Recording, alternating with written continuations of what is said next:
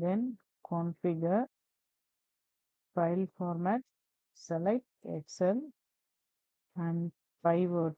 There will be an option called pivot. If it is not there, just type PIVOT. PIVOT. So export for pivot table option will be there. Make this option yes. Okay. Then see dot of informations, whichever you want, you can make it yes. And change the file name. I'm changing it to 1 date.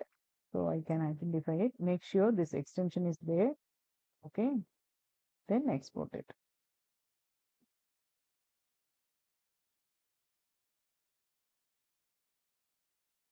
It is transferring it.